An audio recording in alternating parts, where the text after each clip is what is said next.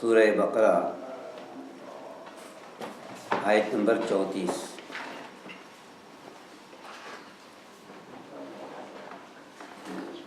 اعوذ باللہ من الشیطان الرجیم، بسم اللہ الرحمن الرحیم۔ وَإِذْ قُلْنَا لِلْمَلَائِكَةِ اسْجُدُوا لِآدَمَ فسجدوا إلا إبليس أبى واستكبر وكان من الكافرين۔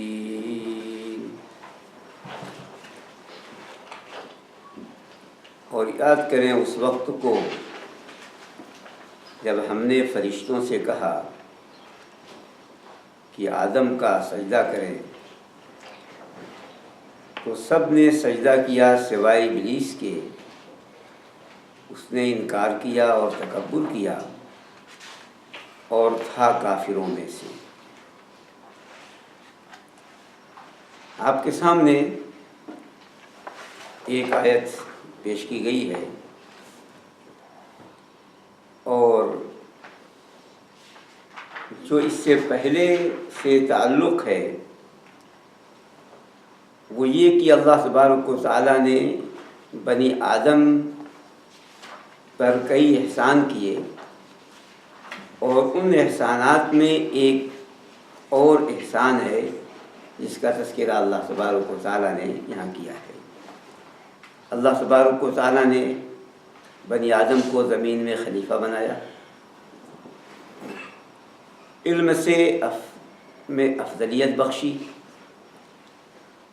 اور فرشتوں کا معلم بنایا آدم علیہ السلام کو، اور پھر مسجود ملائکہ بنایا۔ تو آج اسی کا ذکر ہے۔ دوسری مناسبت یہ ہے کہ اللہ تبارک و تعالیٰ کے فرشتوں نے جو ان سے بظاہر وہ اعتراض نہیں تھا، حکمت پوچھا تھا، اللہ تبارک و تعالیٰ سے أَتَجْعَلُ فِيهَا مَن يُفْسِدُ فِيهَا وَيَسْفِكُ الدِّمَاءَ، یہ سب باتیں آپ کے سامنے پیش کی گئیں۔ تو اس آیت میں آدم علیہ السلام کی افضلیت کا اعتراف ہے، اور اپنی معذرت پیش کرنا ہے۔ انہوں نے معذرت پیش کیا ہے، اور اللہ تبارک و تعالیٰ کے حکم کی اتباع کر کے، عمل کر کے، سجدہ کر کے آدم علیہ السلام کی افضلیت کا اعتراف کیا ہے۔ اللہ تبارک و تعالیٰ نے ارشاد فرمایا وَإِذْ قُلْنَا لِلْمَلَائِكَةِ اسْجُدُوا، اور جب ہم نے کہا فرشتوں سے۔ یہ واو جو حرف عطف ہے، یا تو وَإِذْ قَالَ رَبُّكَ لِلْمَلَائِكَةِ پر عطف ہے، یا تو ایک الگ ہے تذکرہ جو عام طور پر اس سے پہلے محذوف ہوتا ہے، وَاذْكُرْ، اور یاد کریں اس وقت کو، تو اس اعتبار سے یہ منصوب ہے۔ اور یاد کریں اس وقت کو جب ہم نے فرشتوں سے کہا۔ یہاں اللہ تبارک و تعالیٰ نے قلنا کہا، ہم نے کہا، جبکہ اللہ تبارک و تعالیٰ ایک ہے، اکیلا ہے، ایکتا ہے۔ میں نے نہیں کہا، ہم نے کہا۔ تو اس لیے کہ عام طور پر جو نہ ہے دو معنوں میں استعمال ہوتا ہے، ایک جمع متکلم ہم سب کے معنی میں، اور دوسرے عظمت کے معنی میں، بڑائی، جلال۔ تو یہاں پر جمع متکلم نہیں، اللہ تبارک و تعالیٰ ایک ہے، ایکتا ہے، اکیلا ہے، لیکن یہاں نہ جو اللہ تعالیٰ نے فرمایا وہ عظمت کا ہے، جلال کا ہے۔ جیسے بادشاہ جب کہتے ہیں تو میں نہیں کہتے ہم، کہ ہم یہ آرڈر دینے والا ایک ہے بادشاہ، لیکن ہم کہتے ہیں یہ بتانے کے لیے کہ آرڈر ہمارا ہے، ہم بڑے ہیں، ہم عظیم ہیں۔ تو اللہ تبارک و تعالیٰ اس لیے قل نہ کہا، قل تو نہیں کہا، کہ نہ یہاں پر عظمت کا ہے، جمع کا نہیں ہے۔ وَإِذْ قُلْنَا، اور یاد کریں اس وقت کو جب ہم نے کہا۔ اذ جب آتا ہے تو یاد دہانی کے معنی میں ہوتا ہے، اذ جب آئی یاد دہانی کے معنی میں، یعنی لوگوں کو چاہیے کہ وہ اب متوجہ ہو جائیں پورے دل کے ساتھ، دماغ کے ساتھ، اور کوئی اہم بات بتائی جا رہی ہے اس سے الگ جو اس سے پہلے پیش کی گئی۔ اس لیے اللہ تبارک و تعالیٰ نے وَإِذْ قَالَ رَبُّكَ وہاں کہا، اور یہاں وَإِذْ قُلْنَا لِلْمَلَائِكَةِ۔ تو یہ اللہ تبارک و تعالیٰ جب اذ فرماتا ہے تذکر اور یاد دہانی کے لیے، کہ سننے والا اپنے دماغ کو حاضر کر لے اور غور سے سنے۔ پھر یہ کہ وَإِذْ قُلْنَا جو فرمایا اللہ تبارک و تعالیٰ نے، جہاں جس طرح وہاں وَإِذْ قَالَ کہا، تو یہ بتانے کے لیے کہ یہاں سے ایک نئی مستقل بات شروع ہو رہی ہے، ایک نئی الگ سے مستقل بات شروع ہو رہی ہے، اس سے ہٹ کر جو اس سے پہلے گفتگو چل رہی تھی۔ وَإِذْ قُلْنَا لِلْمَلَائِكَةِ اسْجُدُوا لِآدَمَ، اور یاد کرو اس وقت وہ جب ہم نے فرشتوں سے کہا کہ آدم کا سجدہ کریں۔ پہلے سے جو گفتگو چل رہی تھی تو اصل میں چاہیے کہ یہاں ضمیر ہو، اس لیے کہ للملائکہ ذکر ہو چکا ہے، آدم کا تذکرہ ہو چکا ہے، تو جو موقع تھا وہ ضمیر کا تھا، ضمیر استعمال کی جائے۔ لیکن اللہ تبارک و تعالیٰ نے دونوں جگہوں پر اس میں ظاہر کا تذکرہ کیا ہے، ملائکہ ذکر کیا، آدم ذکر کیا۔ وَإِذْ قُلْنَا لَهُمْ اسْجُدُوا لَهُ، تو لہم اور لہو کے بجائے اللہ تبارک و تعالیٰ نے اس میں ظاہر ذکر کیا، ملائکہ اور آدم، واقعے کی اہمیت بتانے کے لیے اور ایک نئے موضوع کی اہمیت پیش کرنے کے لیے۔ اور یاد کرو اس وقت کو جب ہم نے فرشتوں سے کہا کہ آدم علیہ السلام کا سجدہ کرو، فسجدوا، تو سب نے سجدہ کیا، فسجدوا، تو سب نے سجدہ کیا، الا ابلیس، سوائے ابلیس کے، ابا انکار کیا، واستکبر، اور تکبر کیا، وکان من الکافرین، اور کافروں میں سے تھا۔ تمام فرشتوں نے سجدہ کیا یا چند فرشتوں نے سجدہ کیا، اس میں اختلاف ہے۔ پہلا قول جو جمہور علماء کرام کا ہے وہ یہی کہ تمام فرشتوں نے سجدہ کیا ہے، اور تمام فرشتوں نے جو سجدہ کیا اس کی دلیل یہی ہے کہ اللہ تبارک و تعالیٰ نے استثناء صرف ابلیس کو کیا ہے۔ تو اس کا مطلب یہ ہے کہ تمام فرشتوں نے سجدہ کیا ہے۔ اور دوسری آیت میں اللہ تبارک و تعالیٰ نے سورہ حجر میں فرمایا فَسَجَدَ الْمَلَائِكَةُ كُلُّهُمْ أَجْمَعُونَ،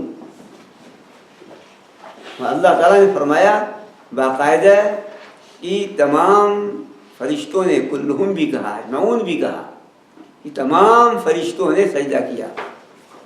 اس لیے راجح یہی ہے کہ چند خاص فرشتوں نے ہی سجدہ آدم علیہ السلام کا نہیں کیا، بلکہ تمام فرشتوں نے سجدہ کیا آدم علیہ السلام کا۔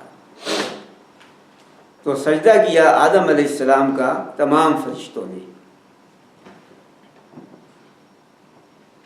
الا ابلیس، سوائے ابلیس کے، سوائے ابلیس کے، کہ ابلیس نے سجدہ نہیں کیا۔ اب جب الا آیا، یہ الا کیا ہے؟ الا دو ہوتا ہے، اس کے بعد جو ذکر کیا جاتا ہے وہ یا تو مستثنی متصل ہوتا ہے یا مستثنی منقطع ہوتا ہے، دو چیزیں ہوتی ہیں۔ متصل کا مطلب یہ ہے کہ جس کو جدا کیا گیا اس کا تعلق جس سے جدا کیا گیا اس سے ہے، اور منقطع کا مطلب یہ ہوتا ہے کہ جس کو جدا کیا گیا، الگ کیا گیا، اس کا تعلق جس سے جدا کیا گیا اس سے نہیں ہے۔ یہی فرق ہے۔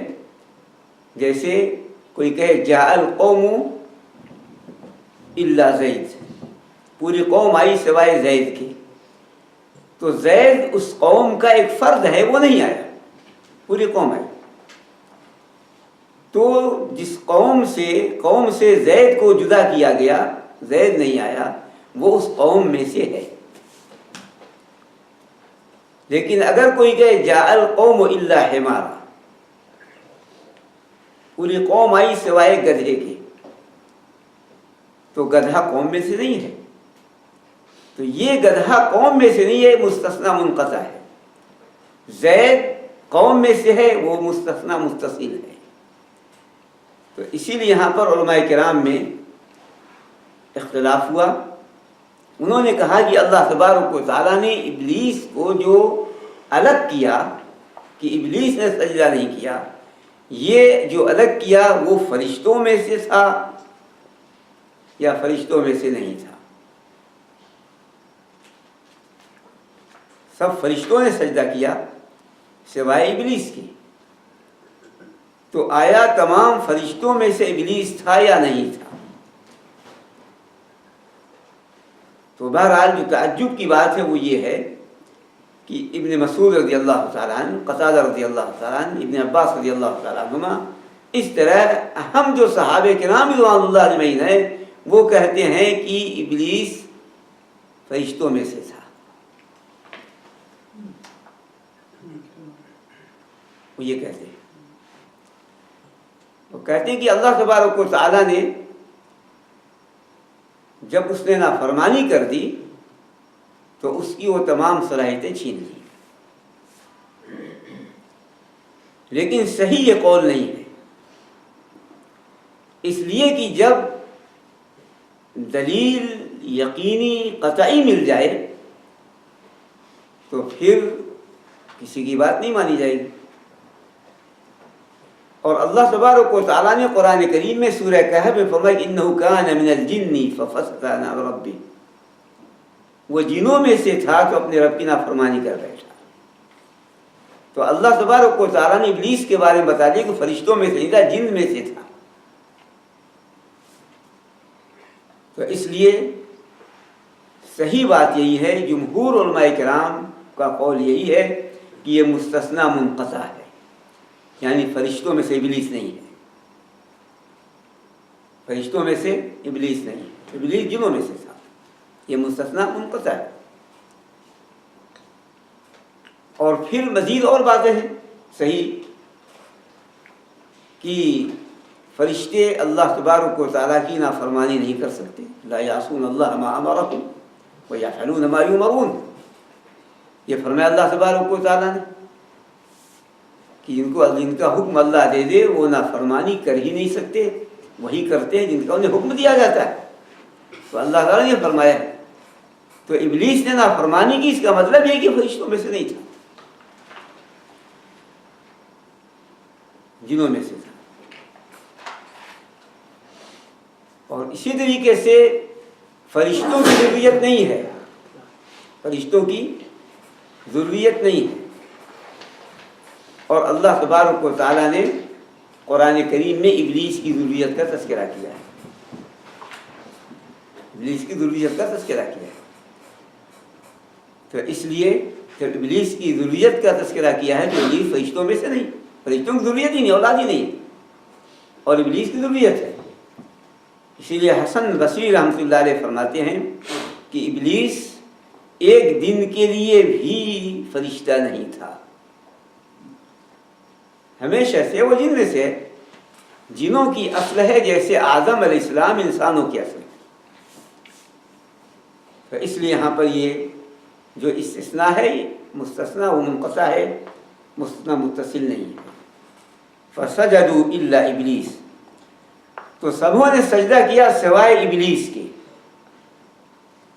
ابلیس کا معنی ابلس یبلسو سے ابلاسن سے ہے، اس کا معنی نا امید ہونا ہے، نا امید ہونا. نافرمانی کر کے چونکہ وہ اللہ کی رحمت سے ہمیشہ کے لیے نا امید ہو گیا، اس لیے اس کو ابلیس کہتے ہیں.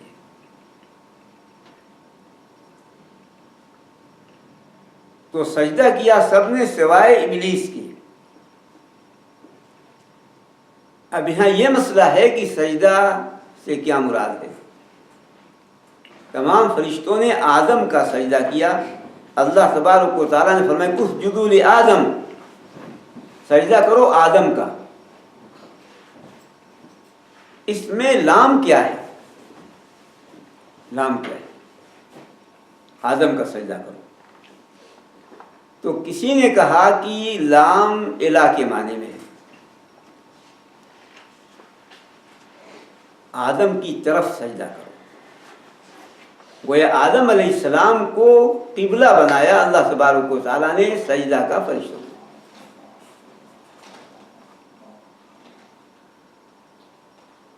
تو اس میں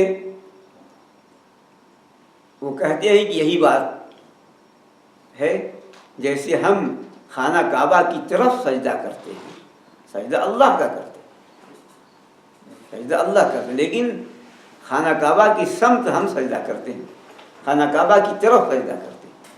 تو اسی طرح ان فرشتوں کو جو سجدے کا حکم ملا آدم کی طرف سجدہ کرو، تو قبلہ بنایا اللہ تعالیٰ آدم علیہ السلام. دوسرا قول یہ ہے کہ یہ مع کے معنی میں ہے، لام مع کے معنی میں ہے. مع معنی ساتھ، یعنی آدم کے ساتھ سجدہ کرو، آدم کے ساتھ سجدہ کرو. یعنی آدم علیہ السلام اللہ کا سجدہ کریں گے، وہ امام ہیں، تو ان امام کے ساتھ آپ لوگ بھی سجدہ کریں. تو الہ بانا مع کے ہے. لیکن صحیح بات یہ ہے کہ لام کو نہ الہ کے معنی میں لیا جائے، نہ لام کو مع کے معنی میں لیا جائے. لام اللہ تعالیٰ نے یہ کہا ہے آدم کا سجدہ کیا ہوا، فرمایا اللہ تعالیٰ تو تم سجدہ کرو آدم کا. آدم علیہ السلام کو سجدہ کیا. اور یہی اکثر علماء کرام کہتے ہیں کہ انہوں نے آدم علیہ السلام کا سجدہ کیا، نہ آدم علیہ السلام کی طرف، نہ آدم علیہ السلام کے ساتھ، بلکہ آدم علیہ السلام کا سجدہ کیا. اب اس پر سب متفق ہیں کہ جو سجدہ کیا فرشتوں نے، یہ سجدہ یہ تعظیمی تھا، تکریماً تھا، آدم علیہ السلام کی عزت میں تھا، ان کی تعظیم بتانے، عظمت بیان کرنے کے لیے تھا یہ سجدہ. اور سجدہ آدم علیہ السلام کا ہی کیا. اب یہاں پر سجدہ کسے کہتے ہیں اس میں تفصیل سے باتیں لوگوں نے پیش کی ہیں. عربی زبان میں سجدہ کہتے ہیں جھک جانے کو، جھک جانے. اور شریعت کی اصطلاح میں سجدہ کہتے ہیں کہ زمین پر اپنی پیشانی ٹیک دینا، شرعی سجدہ جو فرمائے رسول اللہ صلی اللہ علیہ وسلم نے کہ امرت ان اسجد علی سبعۃ اعظم، مجھے حکم دیا گیا ہے کہ میں 7 حصوں پر، 7 ہڈیوں پر میں سجدہ کروں. اور پھر آپ صلی اللہ علیہ وآلہ وسلم نے بتا دیا، فرمائے دونوں ہاتھ، دونوں گھٹنے، دونوں ہاتھ کی ہتھیلیاں، دونوں گھٹنے، دونوں پاؤں کی انگلیاں، دونوں پاؤں. اور جبہہ کا ذکر کیا لیکن اشار الی انفی، آپ صلی اللہ علیہ وآلہ وسلم جب پیشانی کا ذکر کیا تو اس میں اپنے ناک کی طرف بھی اشارہ کر دیا. پیشانی اب ایک الگ مسئلہ ہے کہ پیشانی ناک پیشانی میں شامل ہے یا ایک الگ چیز ہے، علماء کرام کے درمیان اختلاف ہے، لیکن یہ 7 چیزوں پر سجدے کا حکم دیا اللہ کے رسول صلی اللہ علیہ وسلم نے، یہی شرعی سجدہ ہے، اور جمہور علماء کرام کہتے ہیں کہ یہی شرعی سجدہ کیا ہے فرشتوں نے آدم علیہ السلام کا، یہی شرعی سجدہ کیا ہے فرشتوں نے آدم علیہ السلام کا، اور اس میں کوئی غلط بات نہیں ہے، اس لیے کہ یہ شرعی سجدہ جو آدم علیہ السلام کا کیا ہے اللہ تعالیٰ نے حکم دیا ہے، اور یہ ایک حکم ہے، اس کے علاوہ کبھی اللہ نے حکم نہیں دیا، تو انہوں نے سجدہ کیا آدم علیہ السلام کا تعظیماً، اور اصل میں سجدہ کیا اللہ کا عبادتاً۔ اللہ تبارک و تعالیٰ نے حکم دیا، اس کے علاوہ کبھی کہیں حکم نہیں دیا ہے سجدے کا۔ اب یہ ہے کہ تعظیمی سجدہ یہ پچھلی شریعتوں میں تھا، تعظیمی سجدہ پچھلی شریعتوں میں تھا،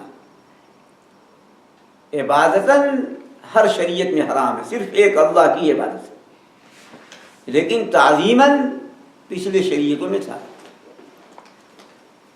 جب ذکر کیا اللہ تبارک و تعالیٰ نے یوسف علیہ السلام کے بھائیوں کا، جب وہ مصر پہنچے فرمایا فخروا لہ سجدا، فخروا لہ سجدا، سب یوسف کے سجدے میں گر گئے۔ یہ تعظیماً سجدہ تھا، اور پچھلی شریعتوں میں جائز تھا، اور اس شریعت میں تعظیمی سجدہ بھی حرام ہے، منع ہے۔ اس لیے معاذ بن جبل رضی اللہ تعالیٰ عنہ، بہت سے واقعات ہیں، جب شام گئے اور شام دیکھا کہ لوگ پادریوں کا سجدہ کرتے ہیں، مدینہ آ کر انہوں نے کہا کہ اللہ کے رسول صلی اللہ علیہ وسلم لوگ پادریوں کا نصارہ سجدہ کرتے ہیں، تو آپ تو اس کے زیادہ مستحق ہیں، آپ کا ہم سجدہ کریں۔ تو فرمایا آپ صلی اللہ علیہ وسلم، ظاہر تعظیمی سجدہ مراد ہے، تعبد کا سجدہ نہیں۔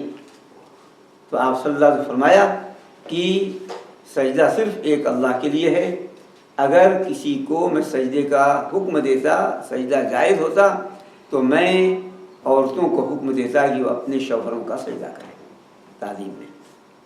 اتنی عظمت ہے شوہروں کی جو بیویوں کو بجا لانا چاہیے، لیکن اگر جائز ہوتا تو میں یہ کہتا یہ جائز نہیں ہے، حرام ہے۔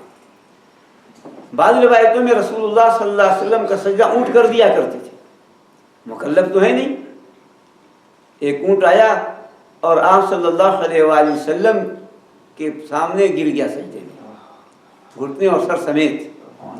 تو لوگوں نے کہا کہ اللہ کے رسول صلی اللہ علیہ وسلم آپ کا سجدہ جانور تک کرتے ہیں تو ہم کیوں نہ کریں؟ تو فرمایا آپ صلی اللہ علیہ وسلم نہیں، اگر ایک اللہ کے علاوہ سجدہ جائز ہوتا تو میں عورتوں سے کہتا ہے کہ شوہروں کا سجدہ کریں۔ تو تعظیمی سجدہ بھی سنت میں حرام ہے، تعظیمی سجدہ بھی سنت میں حرام ہے، تعبد تو دور کی بات ہے۔ تو اس لیے شعراوی رحمۃ اللہ علیہ لکھتے ہیں کہ وہ عبادت کا سجدہ تھا، اللہ نے حکم دیا تھا، آدم کی عبادت نہیں تھی۔ جب کوئی اللہ کی بات مانے تو اللہ کی عبادت ہے، اللہ کا حکم ہے، تو اس میں کوئی اعتراض کی صورت نہیں ہے۔ اس کے علاوہ اللہ تبارک و تعالیٰ نے کبھی سجدے کا حکم ہی نہیں دیا، اور یہی سجدہ شرعی سجدہ کیا ہے جو اللہ تبارک و تعالیٰ نے سورہ سجدہ میں فرمایا فقعوا لہ ساجدین، فرشتوں کا جب ذکر فرمایا فقعوا لہ ساجدین، فقعوا تو گر پڑے، واقعہ یقعو سے ہے، تو گر پڑے ان کے سجدے میں، گر پڑیں گے جب زمین پہ جائیں گے، جب گر پڑیں گے۔ تو صحیح یہی ہے کہ اصطلاحی سجدہ ہے، شرعی سجدہ ہے جو آدم علیہ السلام کا فرشتوں نے کیا ہے، یہی راجح ہے، یہی صحیح ہے۔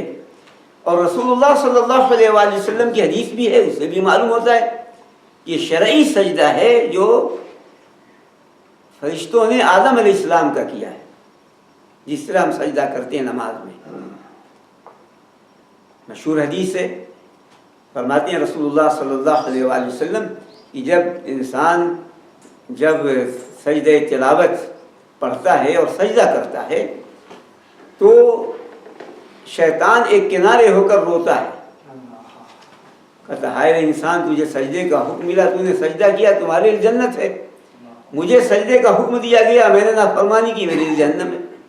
تو اس سجدہ تلاوت سے شیطان روتا ہے، تکلیف ہوتی ہے، سجدہ کیا ہے تمہاری جنت ہے اور میں نے سجدے کا انکار کر دیا، سجدے سے انکار کر دیا، میرے لیے جہنم۔ یہی صحیح ہے۔ اب جن لوگوں نے کہا کہ سجدہ لغوی ہے ان میں دو جماعت ہوئی ہے۔ ایک کہتے ہیں کہ سجدہ لغوی کا مطلب یہ ہے کہ تھوڑا جھک گئے، رکوع تک، جیسے رکوع تک ہوتا ہے، یہ فرشتے آدم علیہ السلام کے احترام میں جھک گئے، جنہوں نے لغوی کہا ہے۔ کچھ لوگوں نے کہا کہ جھکے نہیں، بس ان کی عظمت کا، ان کی افضلیت کا اعتراف کر لیا، یہی اعتراف ہے سجدہ، یہ اعتراف ہے سجدہ۔ لیکن جو بات تفصیل سے آپ کے سامنے پیش کی گئی، شرعی سجدہ، وہی صحیح ہے۔ یہ لوگوں نے کہا ہے جو آپ کے سامنے ان کے اقوال اشارتاً پیش کر دیے گئے۔ تو فرمایا اللہ تبارک و تعالیٰ نے جب ہم نے فرشتوں سے کہا کہ تم سجدہ کرو آدم کا، تو سجدہ کیا سب نے سوائے ابلیس کے۔ ابلیس نے سجدہ نہیں کیا، ابا واستکبر وکان من الکافرین، اس نے انکار کیا اور تکبر کیا اور کافروں میں سے تھا۔ تو اللہ تبارک و تعالیٰ نے فرمایا کافروں میں سے تھا، کافروں میں سے تھا۔ یہ اللہ تبارک و تعالیٰ نے اپنے ازلی علم سے بتایا۔ اللہ تبارک و تعالیٰ کا علم ہمیشہ سے ہمیشہ تک کے لیے، تو اللہ تبارک و تعالیٰ جانتا تھا کہ وہ کافروں میں سے پہلے ہی یہ وقت آئے گا کہ اطاعت کرے گا، پھر انکار کرے گا اور نافرمانی کرے گا۔ تو کافروں میں سے پہلے تھا، یہ اللہ تعالیٰ کو جو علم تھا اس وقت جو انکار کرے گا اس کے اعتبار سے فرمایا اللہ تبارک و تعالیٰ۔ اور اسی لیے سب سے پہلی معصیت نافرمانی اللہ تبارک و تعالیٰ کی جو ہوئی ہے وہ اسی ابلیس نے کیا ہے۔ سب سے پہلی معصیت نافرمانی اللہ تبارک و تعالیٰ کی اسی ابلیس نے کیا ہے۔ یہاں فرمایا کہ کافروں میں سے تھا، گویا کفر کیا اس نے، ابلیس نے، سجدہ نہ کر دیا۔ تو یہاں کون سی قسم ہے کفر کی؟ کفر کی 5 قسمیں آپ کے سامنے پیش کی گئی تھی۔ کفر کی 5 قسمیں، ان 5 قسموں میں سے یہ کفر استکبار ہے۔ کفر استکبار، اور استکبر فرمایا تکبر کیا اس نے، تکبر کیا، تکبر کیا، انکار کیا، اور انکار کا سبب تکبر تھا۔ یہ کفر کی، کفر اکبر کی جو 5 قسمیں اس میں سے یہ کفر استکبار ہے قسم ہے۔ کفر نفاق، کفر شک و ظن، کفر جحود، کفر استکبار، یہ قسمیں بتائی گئی تھی، کفر اعراض، یہ 5 قسمیں۔ تو ان 5 قسموں میں سے یہ ایک قسم ہے کفر استکبار۔ تکبر جو اس نے کیا، دونوں معنی میں تکبر ہے۔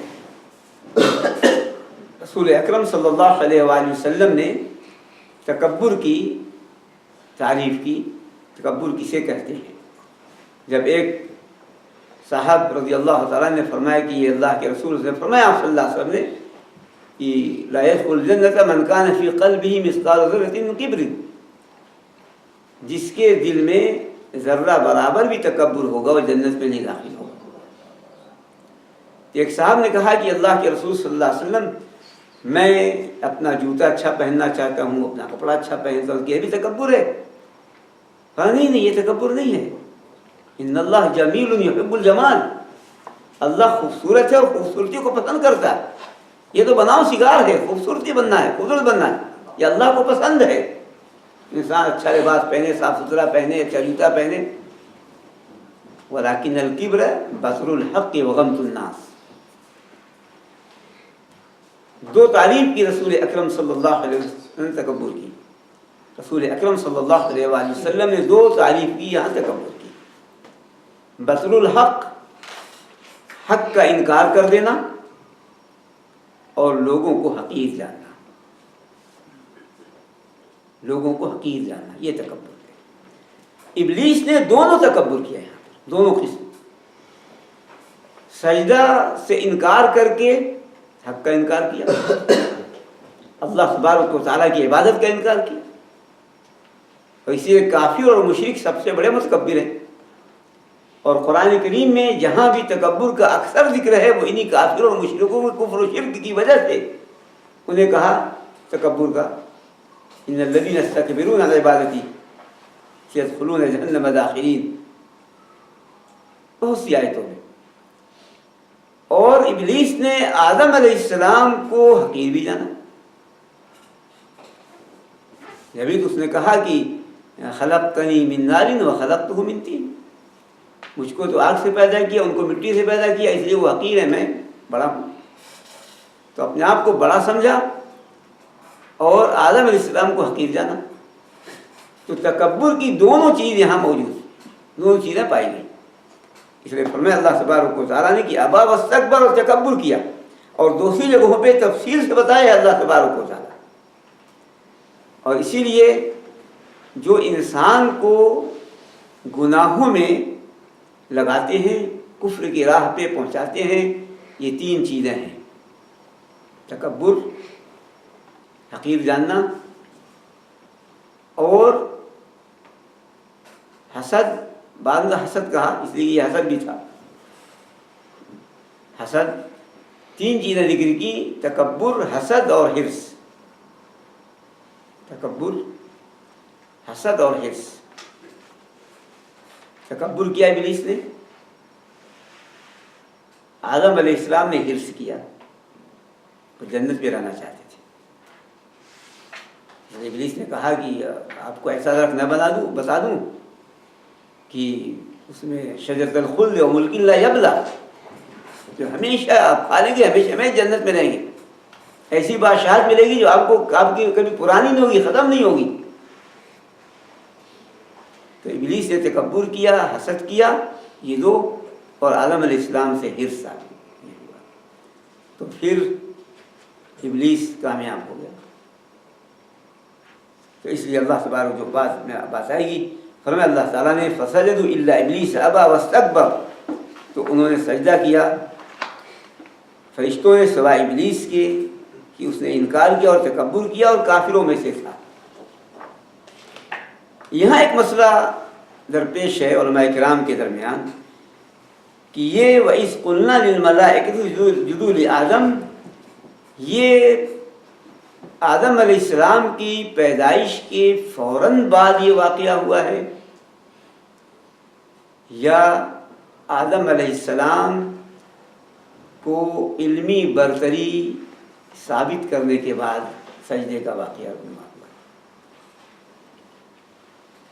دو قول ہیں، اور دونوں طرف ائمہ کرام کی، علماء کرام کی، مفسرین کرام کی پوری بڑی جماعت ہے۔ یہ واقعہ کب ہوا، سجدے کا واقعہ کب ہوا؟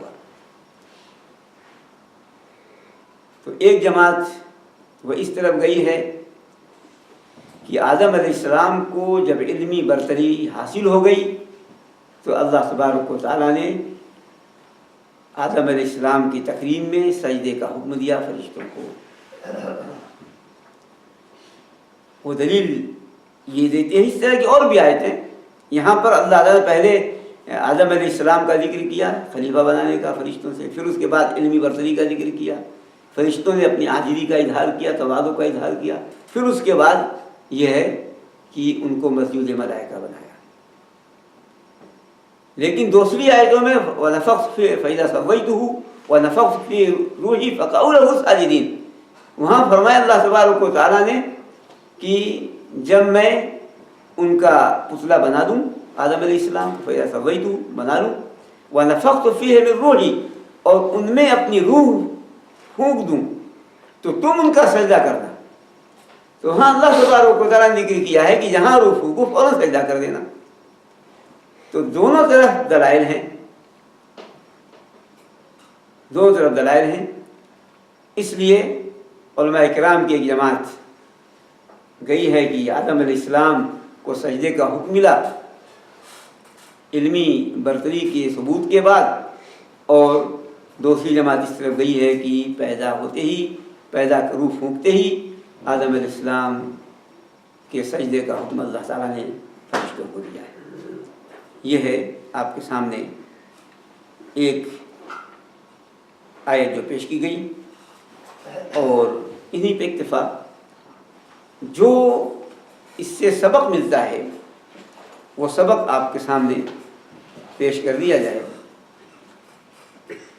پہلا سبق وہ یہ ہے کہ جہاں اللہ تبارک و تعالیٰ کی طرف سے حکم آئے فوراً اس حکم پہ عمل میں سبقت کرنا چاہیے،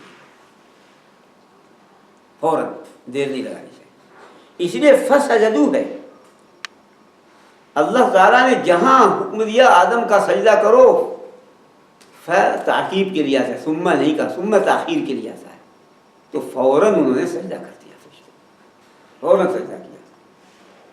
تو جو فسجدوا کہا اللہ تبارک و تعالیٰ نے، اس سے بات معلوم ہوئی کہ اللہ تبارک و تعالیٰ کا حکم جہاں کوئی آئے، رسول اکرم صلی اللہ علیہ وسلم کی بات جہاں کوئی پہنچے اسی وقت فوراً عمل کرنا ہے، اس لیے کہ اگر تاخیر کیا تو شیطان کے ہتھے چڑھنے کا خطرہ ہے،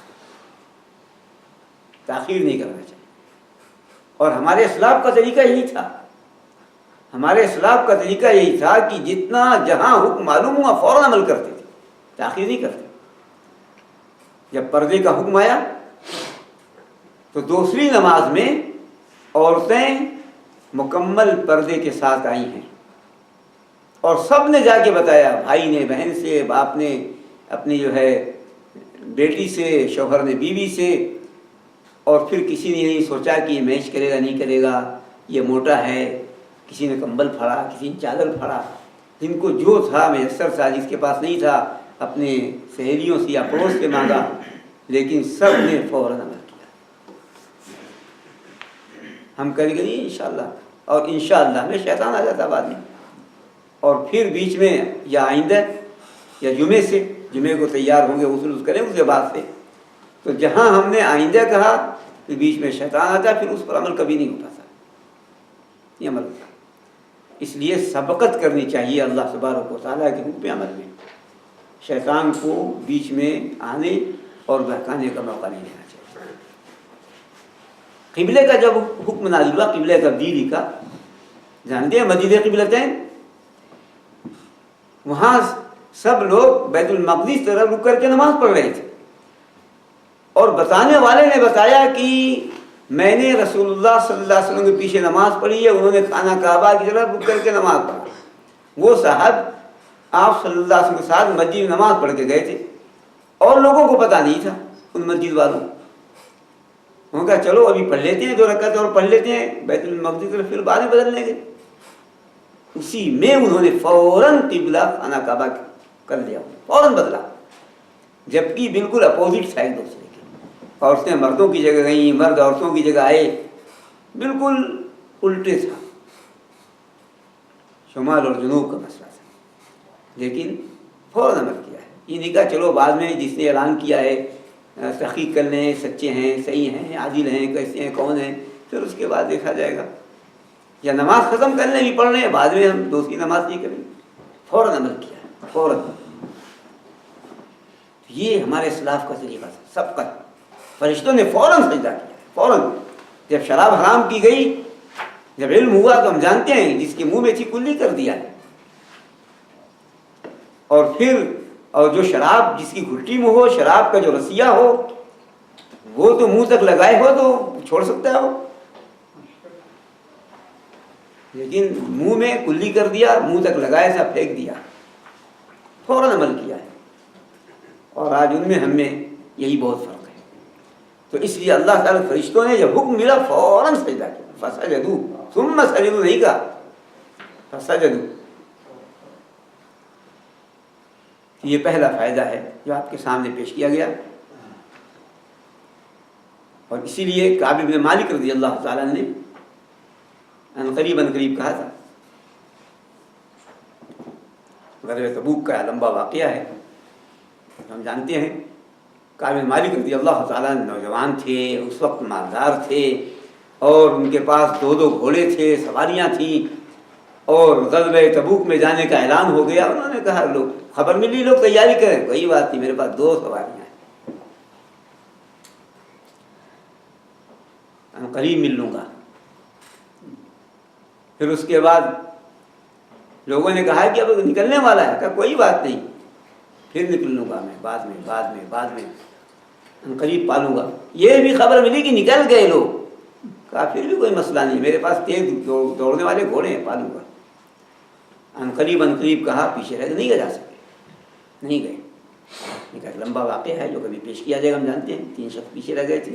سورہ توبہ میں اللہ تعالیٰ کی توبہ نازل کی ہے، تو یہ جب وقت دیا کہ کوئی بات نہیں ہے، قریب بیچ میں شیطان آیا، تو اس لیے سبقت کرنا چاہیے عمل میں، اور تاخیر نہیں کرنی چاہیے۔ دونوں طرف جہاں حکم ملا عمل کریں، جہاں پتہ چلا یہ حرام ہے فوراً جائیں، دونوں طرف، اوامر و نواہی دونوں میں۔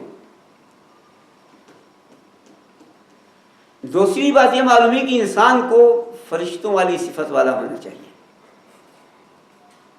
فرشتوں والی صفت والا ہونا چاہیے، ابلیسی صفت نہیں ہونی چاہیے۔ جو ابلیس کی صفات ہیں یا ابلیس کی جو چیزیں ہیں، وہ ایک مسلمان کے اندر، ایک مومن کے اندر نہیں ہونی چاہیے۔ اسی لیے فرشتوں کا مقام بلند، ابلیس راز درگاہ ہو گیا ہمیشہ ہمیش کے لیے، دھتکار دیا گیا، جہنمی ہوا، اس کی پوری نسل اور پوری خاندان۔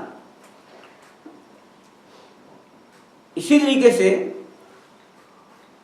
تیسری بات یہ بات معلوم ہوئی کہ تواضع ہمیشہ اختیار کرنا چاہیے، تکبر نہیں۔ تکبر کے مقابلے میں ہے تواضع، اور میں رسول اکرم صلی اللہ علیہ وسلم تواضع للہ رفعہ اللہ، جو اللہ کے لیے متواضع بنے اللہ اس کو بلند کرے گا، تو اللہ کے لیے متواضع رہا اللہ اس کو بلند کرے گا۔ تکبر یہ بہت بری بلا ہے، اور اس سے جو تعریف آپ کے سامنے تکبر کی پیش کی، دونوں قسموں سے ہمیشہ جو ہے دور رہنا چاہیے، ایک انسان کو متواضع ہونا چاہیے۔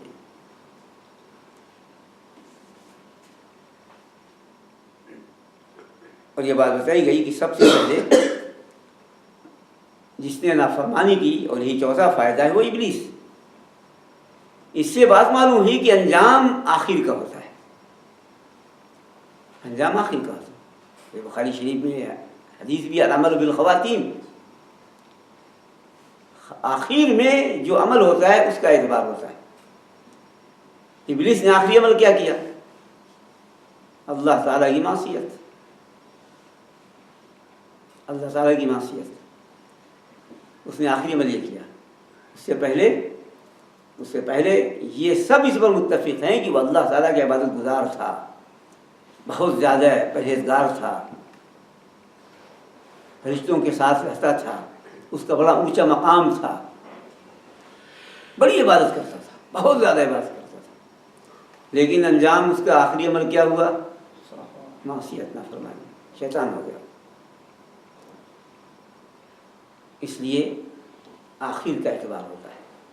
من کان آخر کلام لا الہ الا اللہ دخل الجنہ، جس کی آخری بات لا الہ الا اللہ ہو جنت میں جائے گا۔ من مات یشهد ان لا الہ الا اللہ وان محمد رسول اللہ دخل الجنہ، جس کی وفات اس حالت میں آئی کہ گواہی دے رہا ہے لا الہ الا اللہ محمد رسول اللہ کی، جنت میں جائے گا۔ تو خواتین اعتبار آخر کا ہوتا ہے۔ یہ ہے، یہ چوتھی بات معلوم ہوئی۔